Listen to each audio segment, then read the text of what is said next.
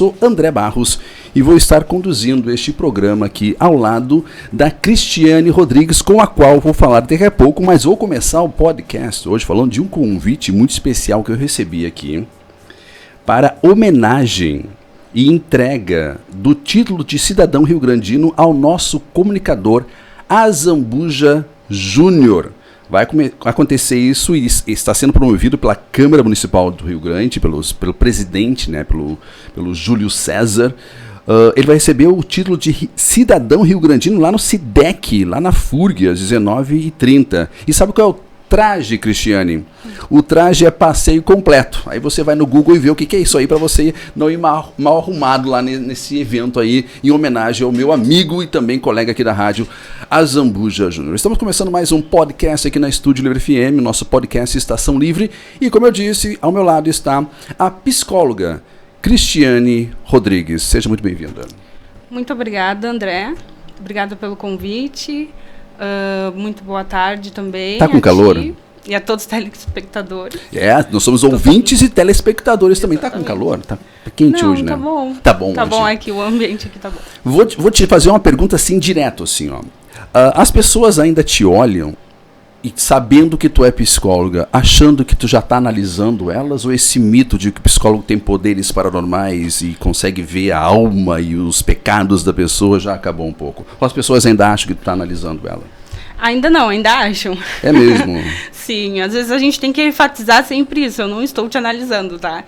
Né? Eu só estou conversando contigo. Exatamente, estou conversando normalmente, mas não estou fazendo uma anamnese nesse momento aqui contigo. Exatamente. Sim, qual é a tua linha de trabalho, assim? Tu é freudiana, TCC, eu psicanálise? Trabalho com abordagem psicanalítica.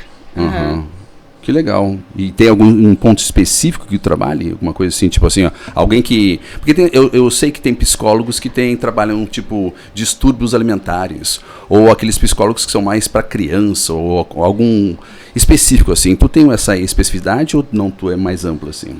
Eu sou mais ampla, mas o meu público-alvo é adolescentes e adultos. Né? No momento eu não trabalho com crianças, só com adolescentes e adultos. O que tu considera adolescente, Cristiane? Aquela faixa etária a partir dos 14 anos aos 18, eu considero como adolescente, né? Mas segundo o nosso estatuto, né, da criança e do adolescente, a adolescência ela se inicia a partir dos 12 anos até os 18. Mas tu trabalha mais com a partir dos 14 anos? A partir dos 14 anos. Qual é o grande desafio dos nossos adolescentes hoje em dia, que tu vê assim pelos teus pacientes? O grande desafio... As pessoas te procuram para quê? Os adolescentes, principalmente. É lidar com a dinâmica familiar, né?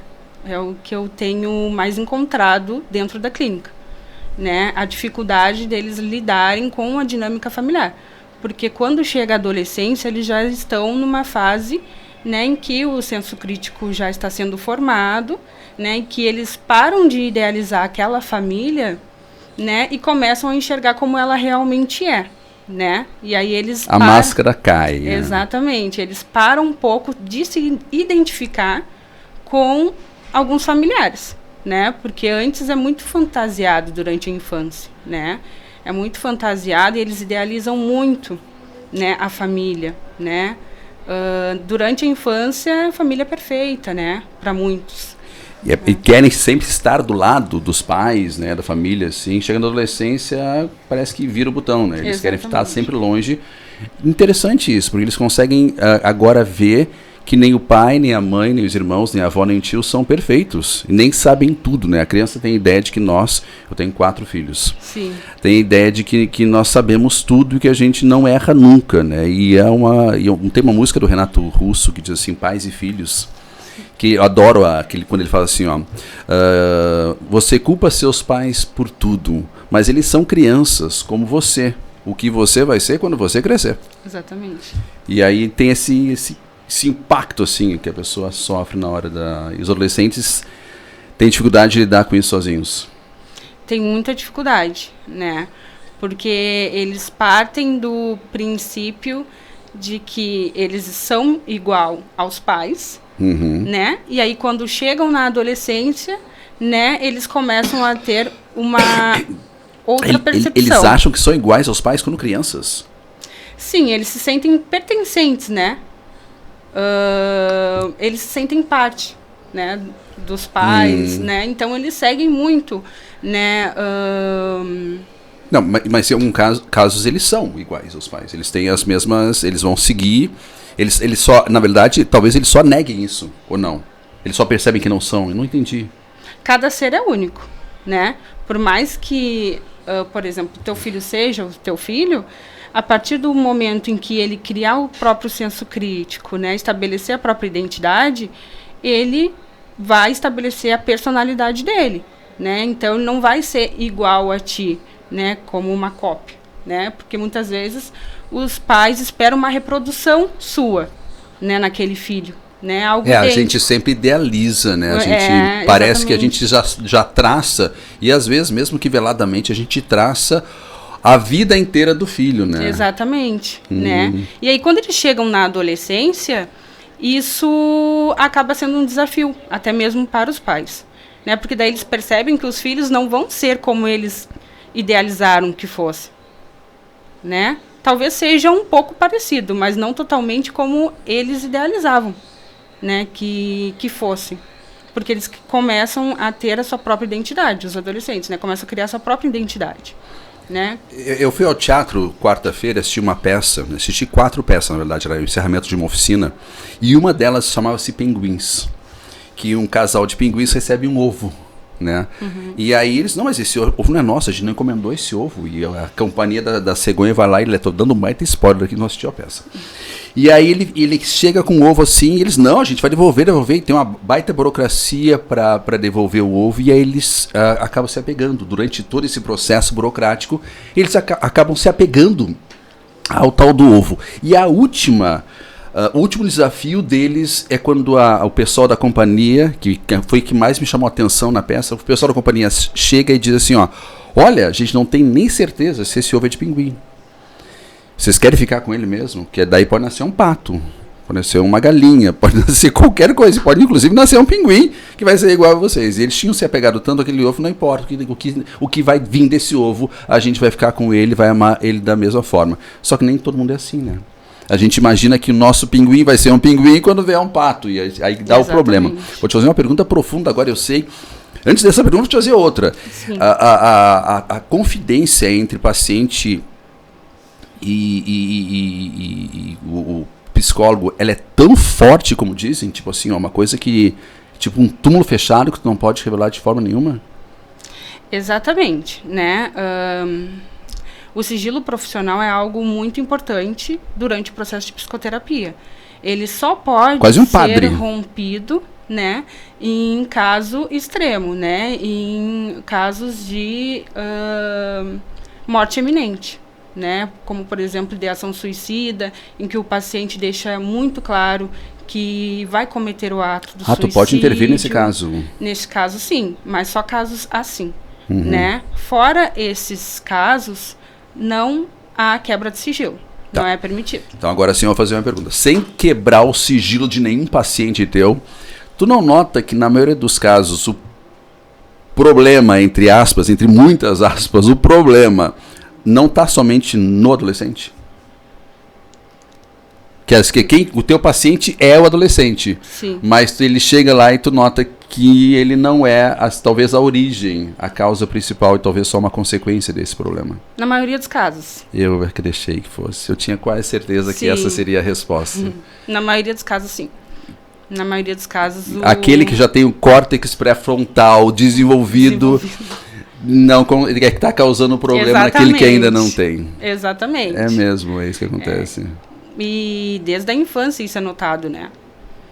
Muitas vezes os pais levam as crianças e os adolescentes à psicoterapia, né?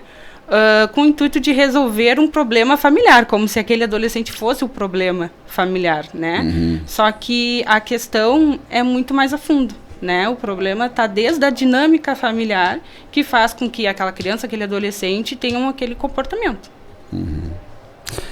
Tem não sei se eu não sou psicólogo, mas eu sou pior que psicólogo. Eu sou marido de psicóloga. Ah, sim. E é pior que psicóloga, porque a gente acaba aprendendo as coisas de forma colateral, assim. E uma das coisas que eu vejo, assim, que eu já vi acontecer, assim, de estudos, de livros e tudo mais, é que cure-se antes de ter filho, para que seu filho não precise se tratar. Exatamente. Então, cure-se antes de ter filho, para que seu filho não precise se tratar. Então, na verdade, um dos grandes problemas está nos pais e acaba acarretando assim, na expectativa, principalmente em relação à expectativa e falta de aceitação, né? O pai ele tem a mania de criar uma expectativa muito grande, né? Não só o pai, o professor também cria uma expectativa sobre o aluno e uma falta de aceitação. Ou seja, se o aluno não chega naquilo, se o filho não chega naquilo que ele determinou, ou segue aquele caminho que ele determinou, aí cria-se um grande problema.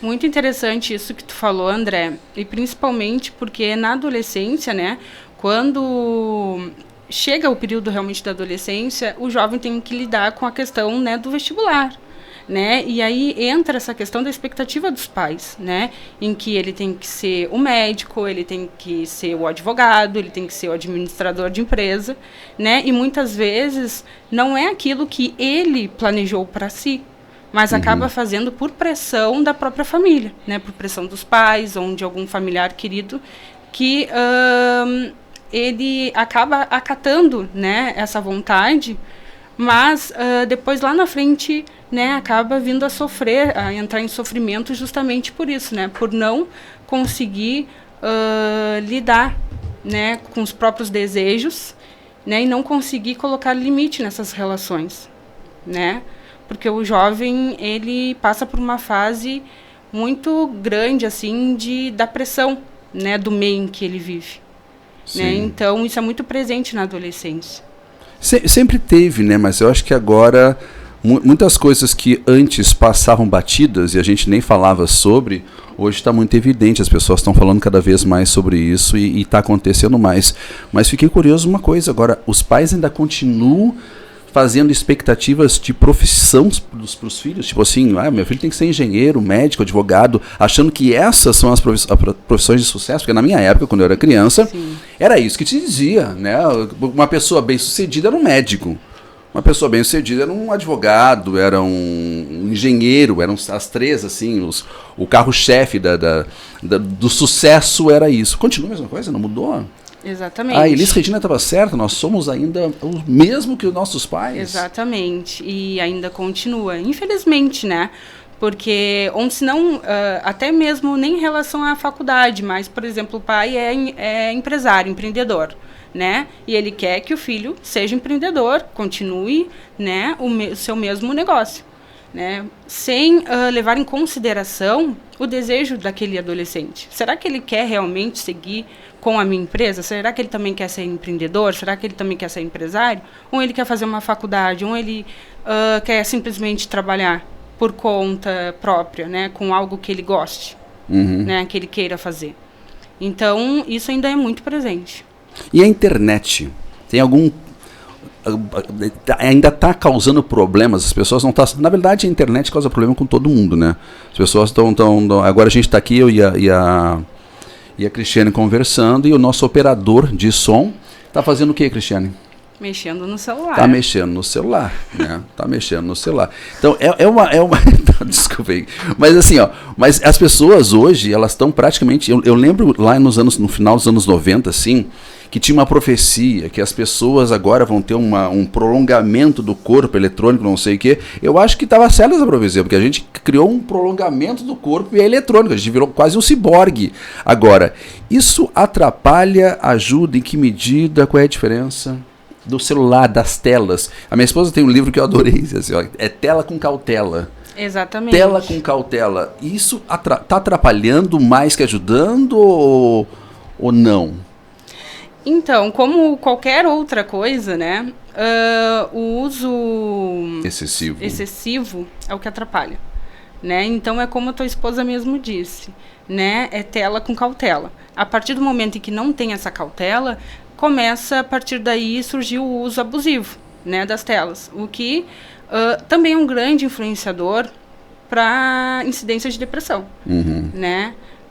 Porque o adolescente fica ali naquele ambiente cibernético que realmente é tudo mais fácil e mais prático, né? Se ele precisa comprar algo, ele compra pela internet, já não vai mais na loja, né? Se ele precisa falar com alguém, ele chama no WhatsApp, ele chama nas redes sociais, não vai não visita mais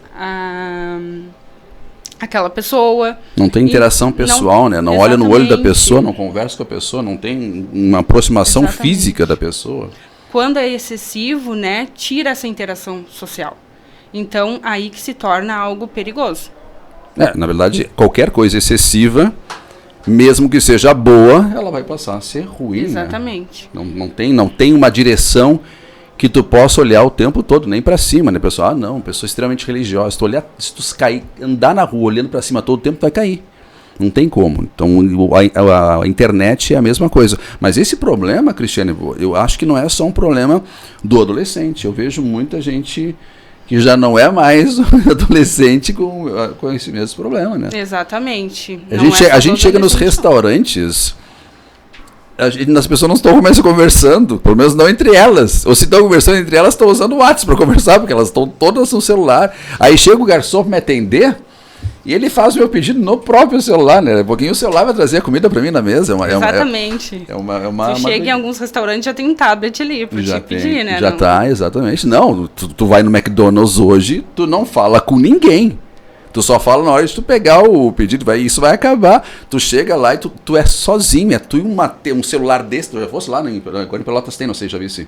Não. É um baita de um celular desse tamanho, como se fosse um celular, só que tamanho gigante. E lá tu vai mexendo, tu não fala com ninguém, tu vai escolhendo, tu paga, tu recebe, tu pega o teu recibo e tu não deu uma palavra com ninguém. Tu não falou com ninguém, não precisou falar com ninguém. Aí tu só fala com a pessoa que vai te entregar e deu. Acabou. Aí tu vai pra mesa, muitas pessoas vão pra mesa e continuam no próprio celular. Exatamente. Isso está atrapalhando a adolescência, na verdade, o desenvolvimento cognitivo também, ou tu acha que isso... Porque, na verdade, te pergunto isso, porque não tem o que eu não consiga descobrir no celular hoje, né? Exatamente. Qualquer dúvida que eu tenha, se alguém fala alguma coisa, e eu não faço assim, qual é a capital da Dinamarca? Em 3 segundos eu descubro qual é a capital da Dinamarca. E antigamente, para eu descobrir a capital da Dinamarca, eu tinha que perguntar para alguém ou na biblioteca para saber, Copenhague, vou saber que é essa a capital. Se não, hoje em dia a pessoa só vai lá e coloca e na hora aparece. Não só a capital, mas todas as características demográficas de qualquer coisa acontece. Isso está ajudando na cognição ou atrapalhando o desenvolvimento cefálico das pessoas, tu acha? Na tua opinião profissional? Aí há um equilíbrio, né? Em relação à aprendizagem... Aí deveria ter, no caso, né? Em relação à aprendizagem, com certeza hoje em dia é muito mais fácil, né? O jovem não precisa mais de ir lá na biblioteca, procurar em inúmeros livros, né? Uma informação, como por exemplo o que tu falou. Né? Agora ele pode pesquisar no Google e vai ter ali a informação, né? Mas também com esse uso abusivo ele perde, né, a capacidade da habilidade social, né, que é algo que influencia muito no desenvolvimento, né, do adolescente. Então, por um lado, ele ganha em relação a tempo, né, a aprendizagem, mas por outro ele perde em relação a habilidades sociais, né, porque realmente aí acaba prejudicando. Com certeza, qualquer coisa demais, né, acaba prejudicando. E os adultos, Cristiane? O que tu nota assim em comum, não de incomum, mas de em comum entre os adultos que te procuram lá no teu consultório? Os adultos, geralmente a demanda também é de fatores que muitas vezes são inconscientes, né? Coisas que foram vividas e não foram elaboradas, né? Acontecimentos, traumas, né? Que inevitavelmente em um determinado período da vida, né, essa conta chega, popularmente falando, né? Sim. Então as pessoas procuram geralmente por sofrimento mesmo, né? Por estar em período em que ela já não consegue mais resolver somente com coisas que elas faziam antigamente, com alopatias do dia a dia, exatamente. Às vezes vão para alopatia direto, né? Que são os remédios, né? Vão direto para o remédio. Exatamente, também com o uso da medicação de forma abusiva, né? A automedicação, que é muito perigoso. Importante enfatizar isso, né? Só que o que eu vejo é que eles já chegam, né, num estado emocional bem depressivo realmente, né? Bem avançado. Né? Porque o adulto, ele espera chegar no último segundo para procurar ajuda. A maioria, né? Muitas pessoas fazem acompanhamento psicológico desde a adolescência, fazem por bastante Por preconceito? tempo. Porque antigamente, quando eu era mais novo, ir ao psicólogo era uma coisa meio que mal vista, né? Sim. Uma coisa, não sei se tu é bem mais nova que eu, mas assim, tinha esse mito de que só pessoas... Tipo, tu vai no psicólogo, as pessoas já faziam assim, tipo, qual é o teu problema, né? Alguma coisa de errado tu tem, quase que já carimbavam a testa da pessoa com alguma coisa. Continua um pouco ainda? André, eu vejo que hoje em dia isso tem melhorado, né? Com o auxílio das tecnologias, realmente, né? Com o espaço que está sendo disponibilizado aos psicólogos de fala, isso tem sido mais normalizado, né? Só que realmente os pacientes que chegam à clínica, a grande maioria nunca tinha feito um acompanhamento psicológico por tabu, né? Por realmente ver aquilo como algo para louco, né? Ir ao psicólogo é Sim, só para eu escutei essa louco, frase, né? Cristiano, eu escutei essa Então, frase. Eu não preciso de um psicólogo, eu sou louco? Exatamente. Uma pessoa formada, inclusive era meu chefe na época, disse pra mim assim, ó, eu não preciso de psicólogo, eu não sou louco, achando que tu precisa ser, sabe-se lá o que louco significa, o que é louco pra ti, o que é louco pra mim, né? Talvez isso não é uma coisa, um conceito que não dá nem pra definir o que é exatamente. E hoje em dia a gente sabe que fazer uma terapia, ir ao psicólogo é uma coisa que faz parte do nosso bem-estar, né? Exato. Todo mundo deveria ir ao psicólogo, todo mundo devia fazer uma terapia e ir ao psicólogo. Não sei se tu concorda comigo. Sim, com certeza, né? E não por eu ser psicóloga, mas é algo muito importante que pode sim modificar muito a vida de uma pessoa, né? E quando a gente pensa, assim, como tu falou, né? O que é louco para mim, o que é louco para ti, é importante também a gente refletir o que é normal para ti, o que é normal para mim, né? O que é ser normal? Né? Porque cada um tem a sua subjetividade, né? Cada pessoa é única, como eu disse anteriormente.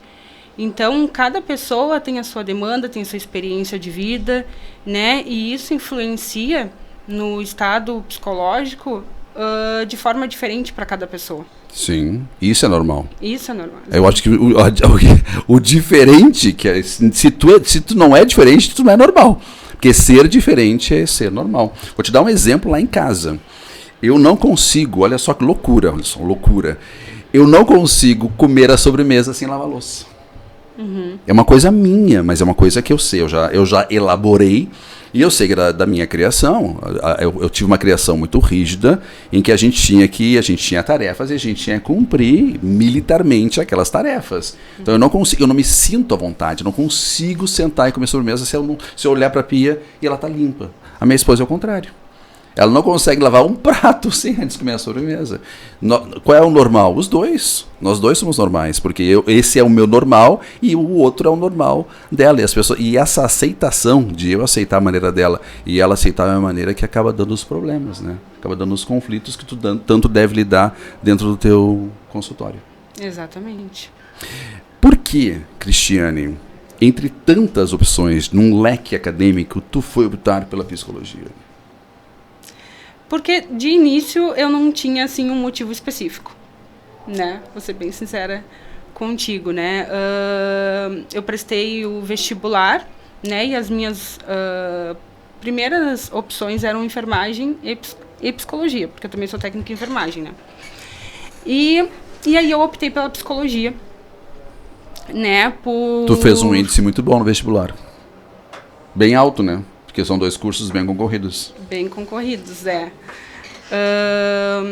E aí eu optei pela psicologia, né? Porque de primeiro momento... Tu já era técnica de enfermagem? Já. Uhum. Já era técnica em enfermagem. Mas ser técnica em enfermagem é diferente de ser enfermeira. Enfermeira, claro, com né? certeza. Então eu queria, né, cursar psicologia também. Então pensei, não, eu vou fazer o técnico e vou cursar psicologia como graduação. Né? E durante o curso eu fui gostando, né? Fui me apaixonando pela psicologia, né? E não me imaginei mais naquele momento fazendo enfermagem. Uhum. Então, assim, eu segui o curso. Continuasse na saúde, né? Continuei na área da saúde, né? E também pude perceber o quanto é importante a gente cuidar da nossa saúde de forma integral, uhum. Né? porque tanto a psicologia quanto a enfermagem cuidam da saúde, né? Então, Sim. eu trabalho nessas duas áreas, né? Tanto com a saúde física quanto com a saúde mental, né? E o quanto é importante a gente manter o cuidado sobre a nossa saúde de forma integral, né? Então, eu me apaixonei pela psicologia, também gosto muito da área que eu atuo como técnica em enfermagem, né? E Tu faz as duas coisas? Faço as duas coisas. Onde tu trabalha como técnica em enfermagem? Trabalho no Hospital da FURG. É mesmo? Uhum. Tu trabalha no HU e tu trabalha como psicóloga aqui no... onde tu atende como psicóloga? Eu atendo no edifício comercial. É nossa vizinha aqui no nosso prédio. Sou vizinha do prédio. Na sala 605. Né? Vizinha de andar, inclusive, né? Andar. No mesmo andar que a gente. De andar. Né? E é isso, eu atuo ali todas as tardes. Sim. Né? De segunda a sexta. E no HU das 7 a 1? Das 7 às 7, trabalho à noite. Tu faz a noite lá, em qual área? 12 por 36. 12 por 36. Que departamento lá? Qual é a área? Qual é a ala que trabalha lá? Clínica médica. Clínica médica. Na verdade, no HU eu só vou na obstetrícia lá. Meus filhos nasceram lá. Ah, que legal. Tu gosta das duas áreas? Gosto das duas áreas. Tem dias que tu passa quase 24 horas lidando com a saúde das pessoas. Exatamente. Então é muito importante a gente estar com a saúde boa, né? Porque eu lido com o sofrimento do ser humano tempo integral. Sim.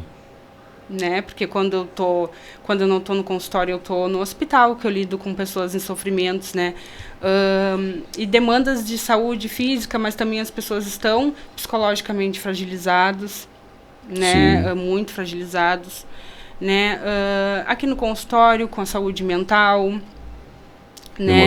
Emocional. Também sou mãe. Tem mãe também? Quantos filhos tem? Tenho uma filha. Qual é o nome dela? Marília. Marília? Qual é a idade da Marília? 6 anos. Marília tem quase a idade da minha filha. Minha filha vai fazer 6 anos agora. Beijão pra ti. Marília tá muito bem cuidada. Marília, né? Marília tem uma técnica em enfermagem dentro de casa. Tem alguma dica que tu, como psicóloga, possa dar para as pessoas para fazer que de alguma forma a vida dela seja menos desafiadora? Uma dica generalizada, assim, pra gente encerrar o nosso podcast. É uma coisa assim, ó. O que tu falaria? Se tu fosse falar assim, ó, Cristiano, tu tem este minuto agora para falar alguma coisa para melhorar a vida das pessoas, o que tu falaria? Busque ajuda profissional, né? Eu acho que não teria outra frase a não ser essa, né? Porque quando algo não vai bem, é importante que a gente busque ajuda, né? E buscar uma ajuda especializada, né, faz toda a diferença. Então, fazer psicoterapia é muito importante, né, para aprender a lidar consigo mesmo, porque muitas vezes nós, como adultos, né, nós batemos no peito e falamos, né, eu me conheço, não tem ninguém que me conheça além de mim, né, e muitas vezes nem a gente se conhece por completo, né, e aí quando a gente chega na psicoterapia, a gente começa a ver e rever várias coisas, né? A gente começa a se redescobrir, se descobrir de inúmeras maneiras, né? Então, e esse processo é muito bom, né? E essencial, né? Sim, essencial. Sim. É interessante, né? Que acho que melhorou bastante, como tu mesmo falou durante o nosso podcast hoje, que algumas coisas já estão diferentes, né? Que as pessoas já abriram sua cabeça, talvez a internet tenha ajudado bastante isso, as pessoas não quebraram alguns preconceitos e alguns tabus que elas tinham em relação a várias coisas, inclusive com o tratamento psicológico, mas ainda existe um pouco. Mas tem coisas que a gente não bota na mão de alguém que não seja um profissional, né? Por exemplo, assim, ó, se estragou o meu computador, eu não vou largar na mão de alguém que eu não tenha certeza de que vai resolver o problema, porque ele está quase a minha vida dentro do meu computador. Mas às vezes, para tratar de ti, tu, em vez de procurar um profissional, como ela falou, tu vai procurar a vizinha. Vai falar com o teu amigo, vai falar com aquela prima que teve um problema parecido com o teu, que na verdade, se tu olhar bem, não tem nada a ver com o que tu teve, em vez de procurar um profissional. Então que a gente tem que ser um pouco mais consciente em relação a isso, e se dá conta de que um problema emocional, um problema psicológico, pode afetar toda a tua vida, a vida de quem está na tua volta, não somente de forma mental, mas de forma física. O teu psicológico pode fazer com que o teu corpo adoeça e vice-versa. Então é extremamente importante, eu acho que a sua dica foi uma dica muito inteligente, Cristiane. Queria agradecer muito a tua presença aqui hoje no nosso podcast, foi um prazer. Você é vizinha aqui no edifício comercial, no Calçadão da Bacelar, 6º andar, sala? 605. 605, já dá uma passadinha aqui na rádio, conversa com a gente também, quem sabe a gente faz um podcast contigo também. Aqui no lettering da nossa apresentação do podcast vai estar o nome da Cristiane e vai estar também o contato dela, o telefone dela. Cristiane, encerra a nossa entrevista falando o quê? Muito obrigada, André, pelo convite. Capaz. Tá? E esse espaço é muito importante, né? Falar sobre saúde mental é essencial e vai ser sempre importante, né? A gente não deve falar sobre depressão somente em setembro. Quantas guerras não haveriam se as pessoas se tratassem, né? Exatamente. Eu tenho pra mim que tem guerra acontecendo aí porque a pessoa não fez um bom tratamento psicológico, cara. Exatamente, né? E por mais que algo seja terapêutico, né? Como tu falou, falar com a vizinha, falar com um amigo, né? Fazer uma academia, né? Nada substitui a terapia, né? Então isso é sempre importante a gente ter em mente, né? E ter esse autocuidado, se acolher, né? Se amar, né? Se priorizar, se amar é muito importante. Eu preciso estar na minha lista de prioridades, né? O meu nome precisa estar na minha lista de prioridades. Cristiane, muito obrigado. A gente volta a qualquer momento com mais podcast aqui na Estúdio Livre FM, a rádio da cidade. Valeu, obrigado.